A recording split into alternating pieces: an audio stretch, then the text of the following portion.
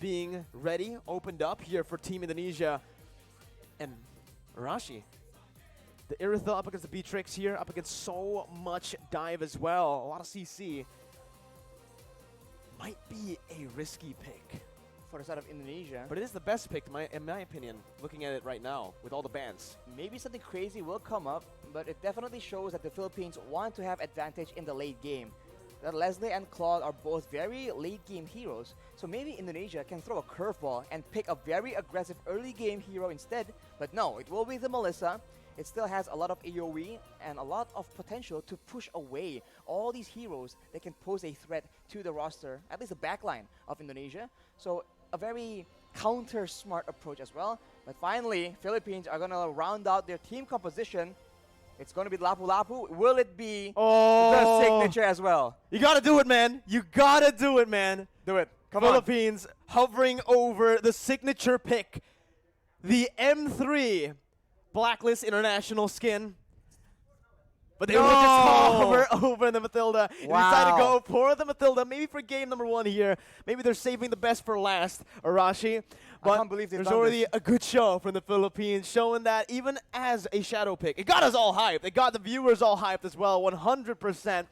Team Indonesia with that Melissa pick, though, will have a bit of that disengage potential and a little bit of pressure, actually, in that gold lane. It is a winning lane for the Melissa in a straight-up 1v1. And now they are going to have to pick either a roamer or a jungler, depending on where the Kaja is going to go. They require some kind of crowd control, man. They have a lot of ways to actually facilitate their fights, but when it comes to forcing the Philippines into their own game, into fights that they want to take, it's going to be a bit difficult without any secure, and it will be the Gusion picked up. Hang on here. Let's take a very close look at the battle spells, because that will tell a very interesting story. Okay, all right. It is going to be the Kaja in the roam, as we mentioned before. The flex potential for the Kaja. We've seen it in the mid lane yesterday. Now we're seeing it in the roam position with the Gusion in the jungle. Wow. Based on both of the drafts, Philippines with a bit of both. Both of the drafts has a lot of dimensions to play with, a lot of win conditions to play around, with the dive being there to pick as well, and even the kite back, front to back. I think the kite back, that is the main concern here. For the side of Indonesia, they have one big engage tool. They have the Divine Judgment from Kaja, and if that doesn't work out, or if the Philippines put Purifies on their main core heroes, this is going to be a very difficult game for Indonesia if they want to try and snowball, if they want to try and wreak havoc in the plans of the Philippines. Because we know, when it comes to those strategic, slow maneuvers, the Philippines have a bit of an edge. At least that's what the public will believe.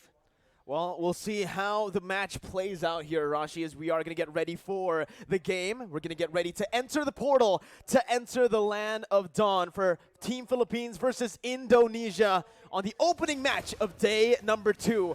We're going to dive straight into the Land of Dawn, ladies and gentlemen, for Indonesia versus Philippines.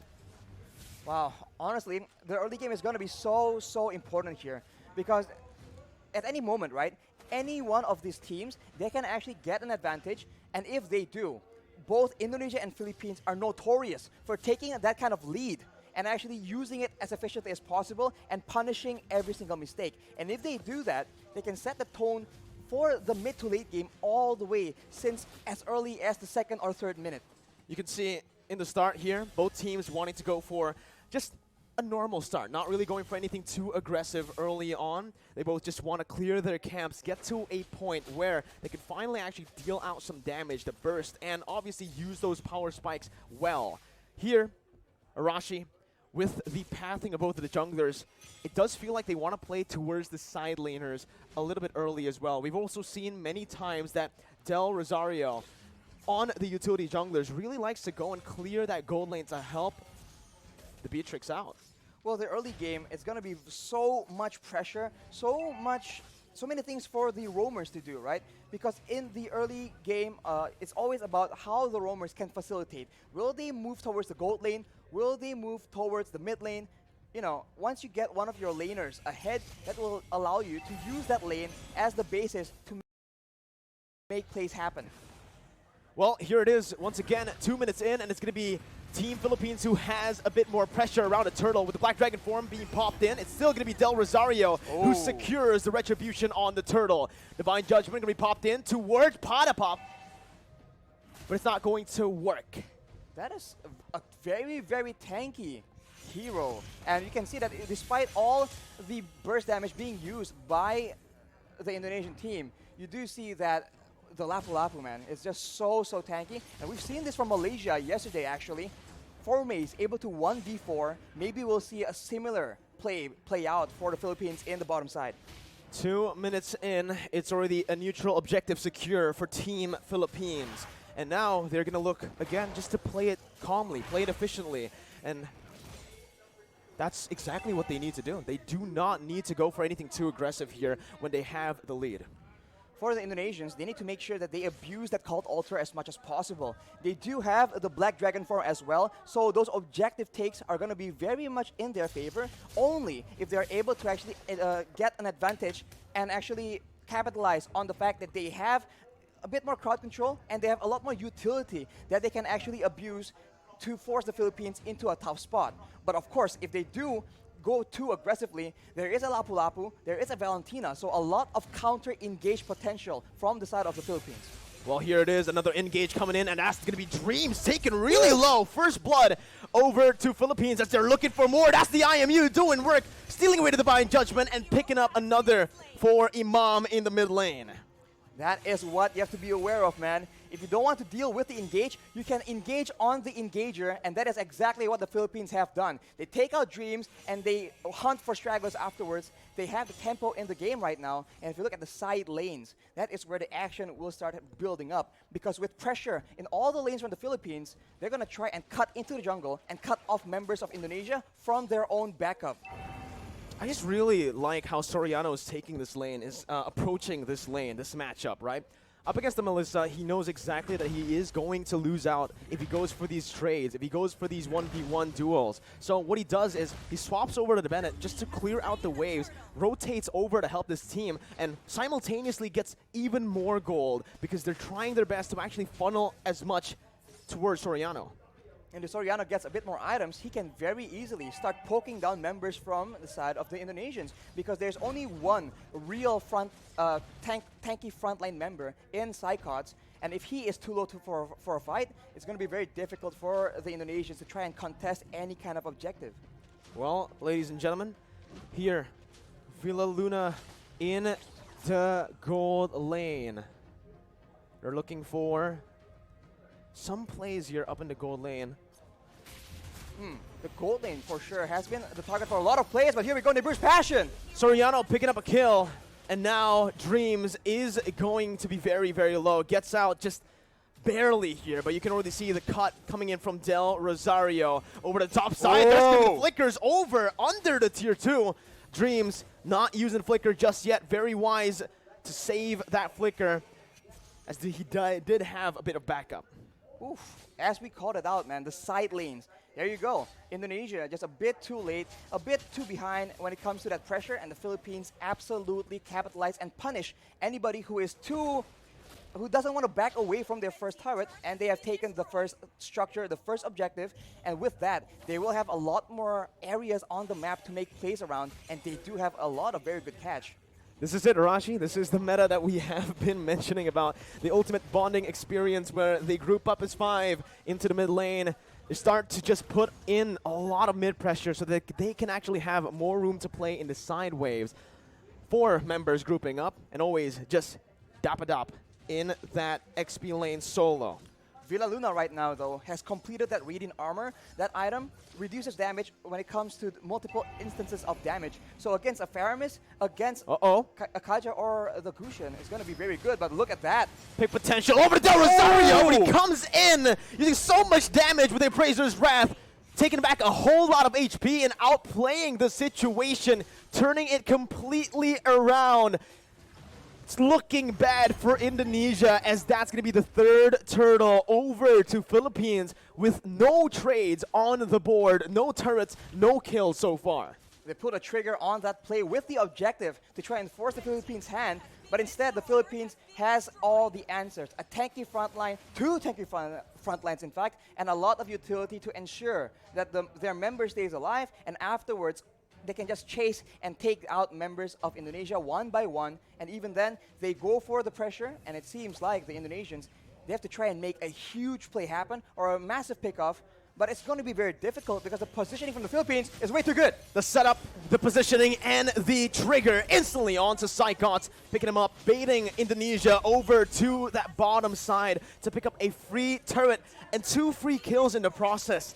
It does feel like so far in this game, the Philippines are a step, maybe even 2 steps ahead of Team Indonesia as Dream's going to get knocked up. Imam looking for that follow-up, just a zone Indonesia away from the tier 2 as they look to start sieging down on every single turret.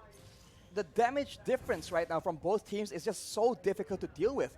We mentioned how there's only one real front line on the side of Indonesia, and look at what happens to him in a big fight. He gets taken out. The cult altar is so non-existent. The Philippines are able to just burst through it and go on with their day. Soriano right now with the Malefic Roar completed. That is a lot of penetration on top of the already insane amount of damage and burst that the Beachers can bring to the table. This is what Philippines loves to do when they're ahead, right? They use the distraction that is Dapadap, who's practically currently unkillable on that Lapu-Lapu.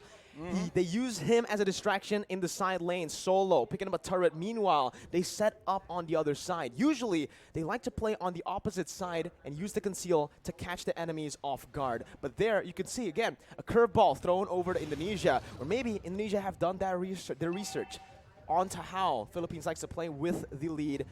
They take another step ahead, and they think 2 steps ahead of Indonesia. Right now, again, it's going to be Divine Judgment coming in, but it's all onto the frontliners with a lot of the resources burnt out. It's going to be Cyclops who jumps in and finishes off Soriano in the back lines, splitting Philippines in 2. Imam now flickering out, getting to safety, but all that was for the Lord. It's a 2-for-1 in the end.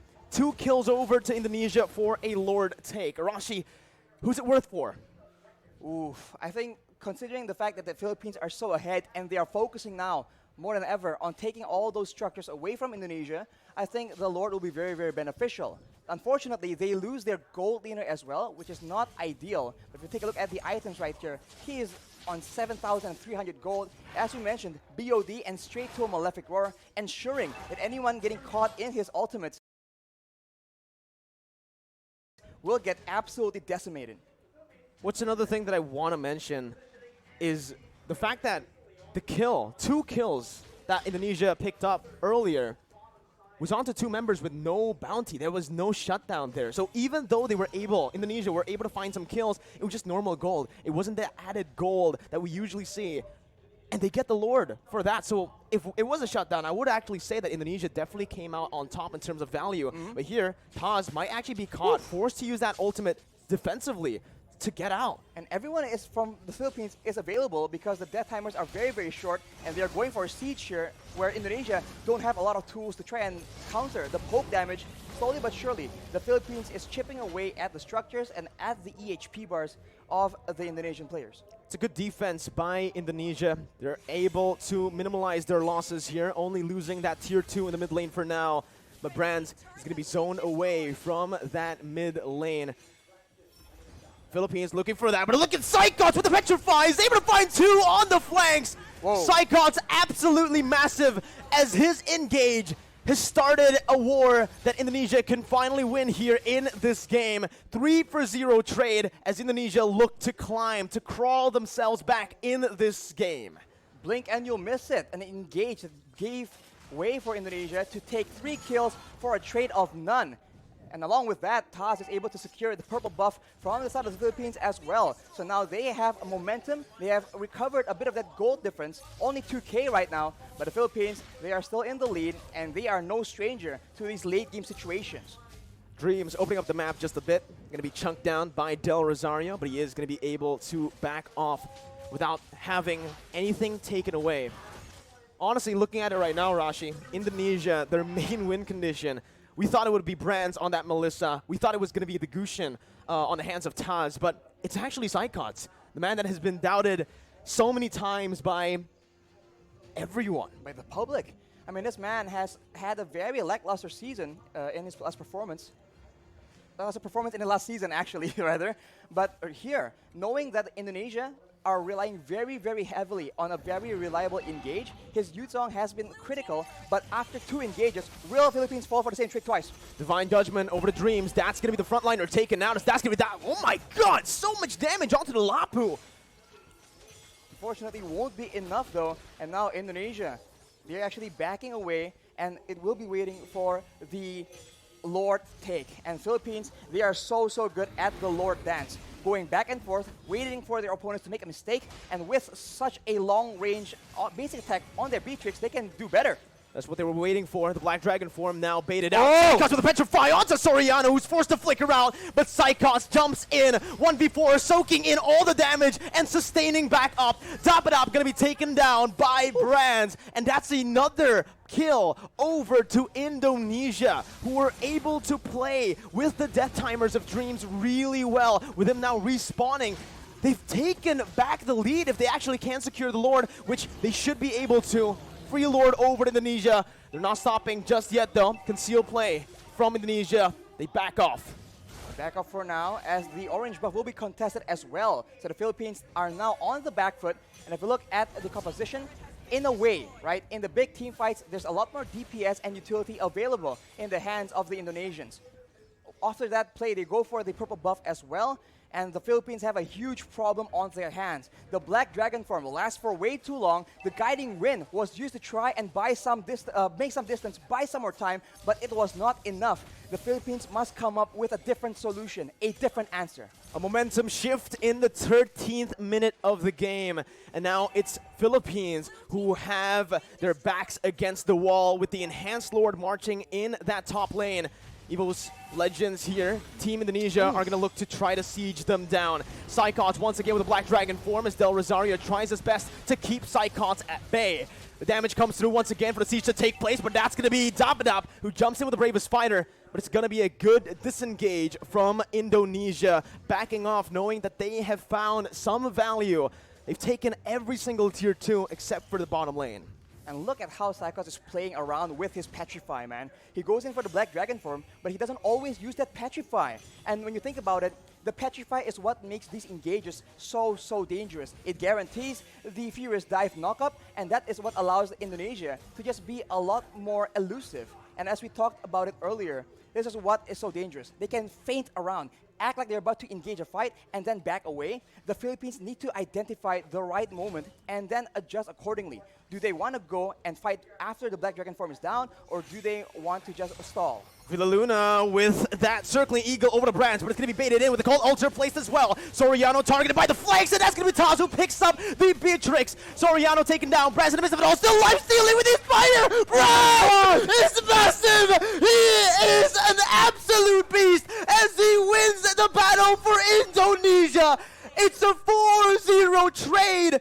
Indonesia with a comeback here, with the tides turned completely. Only Villaluna left to defend with the mini wave crashing in. Villaluna going to be brought back by the Shadow Stampede. Villaluna outside of the base, and Indonesia with the Divine Judgment onto Villaluna will go for the base to pick up the first game of the series. Oh my god, what an upset!